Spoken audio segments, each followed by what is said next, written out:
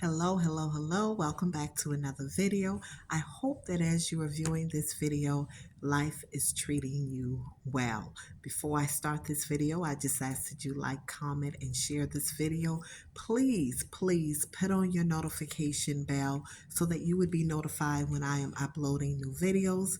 Yes, my background is different. I am actually subbing in one of the schools today, and the kids are in special area, so I get a chance to break for a little while, and I figured I'd do this video. So anyway, a question was asked. Don't mind my ashy fingers. I've been sanitizing my hands all day long. Have to be safe. But anyway, a question was asked. Will a narcissist cry? I mean, the question is kind of silly, but I understand the context that they're putting it in. Are these people, do they have feelings? Um, are they emotionally attached? Things of that nature. So I understand it doesn't mean they're not talking literally, because I think we all do cry. But it's one thing to shed a tear and be sincerely honest about why you're crying. And it's a completely different story when someone is acting out and literally forcing themselves to cry. Let me tell you something. A narcissist will take it there. They will cry, hoop, and holler as if something is really wrong, especially if they're trying to get out of a situation and they're not quite ready to let you go yet, because you may have that chatter, or you may be that person who allows them to live with you, and they're just not ready to let you go. So yes, just because they're fighting for you and they act as if they want you back so desperately, that doesn't mean that they're wanting you back to change. That doesn't mean that they're in love and it's all good. They're just so sorry about what they've done. No, that doesn't mean that. So don't get it twisted. They simply are working extra hard over time to maintain what they have. Being a narcissist, in my opinion, is like having a full-time job, because they have to constantly conjure up ways to lie, cheat, steal. I mean, for the average person, that's exhausting, but it's not to them. They get paid for it. They have room and shelter, food and clothing. They get all of the lovemaking they want, so they're getting paid. And then sometimes even the money itself. They get it. So they work for what they do. So, it's like a job for them. But crying, don't get it twisted. That means nothing. I can remember my former ex-husband. First of all, after I found out all this time he was lying about taking care of his mother. Oh, when I'm not home and I'm coming in late, I'm over making sure my mom get her meds. I'm making sure that her oxygen tank is full and ready to go for her when she needs it. Of course, he told me all of these things.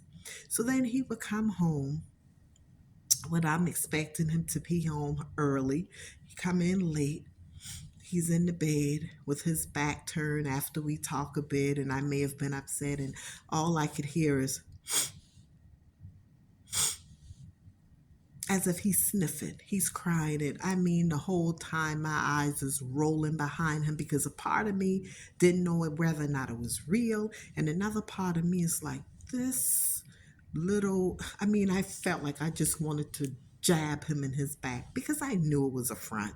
I knew it was a front, and it was later confirmed. His mother told me out of her own mouth. This isn't allegedly. She said her son did nothing for her. He was not taking care of her. So let's just be clear with that. So all the crying and acting as if he's upset because his mom is sick and, she has a terminal illness. Yeah, he even lied about that. Told me his mother had cancer. Lie, lie, lie, lie. Lies. This man has had people in the organization that he's in, calling him, wishing him well, because, pretty much almost had it set up like the lady was getting ready to leave from here. 2 years later, she's still here. So all of that was just a bunch of lies. Then I could recall him not coming home until after 12, almost 1 o'clock in the morning. And he's like, oh, I'm here at, he was working part time at a nursing home. And he said, he saw, this is what he said, he witnessed a co-worker either punching or choking this woman, and she died. And they had him in for questioning because he looked in and this, and he's like, what are you doing? Blah blah blah. He didn't say it in those terms. He cursed. And this is why he said he was running late. Now, if this was really the case, I heard no more about it after that night. Never went back down to the police department, no court, no nothing. But he came in, upset, like he was really upset. So they would go to any extent to lie, any extent. So that was not the truth. And I could tell so many other stories where he would use a situation to get him out of anything. So, yes, they do cry. The narcissist will cry. But is it sincere? Is the question that you really need to ask yourself. Because they will go to any extent. Protect yourself. Use your intuition. Use wisdom. Probe a little bit. And if your gut feeling is telling you something is just not right, it just doesn't feel right, you go along with your gut feeling unless you know otherwise. But stop allowing them to come up with all these lies. I mean, I remember one time he told me he witnessed someone getting hit by a car. What are the chances of all these things happening while he and I were together for 2 years? I mean, he's seen this thing, he's seen that thing. So it's like, after a while, you have to start using what's up here. A narcissist tries to attack your mind.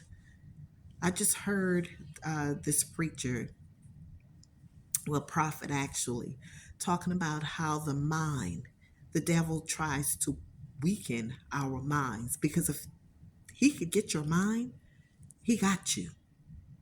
So it's the same thing with the narcissist and that evil spirit. They're for your mind. Because if your mind is all jacked up, you cannot concentrate or focus on anything.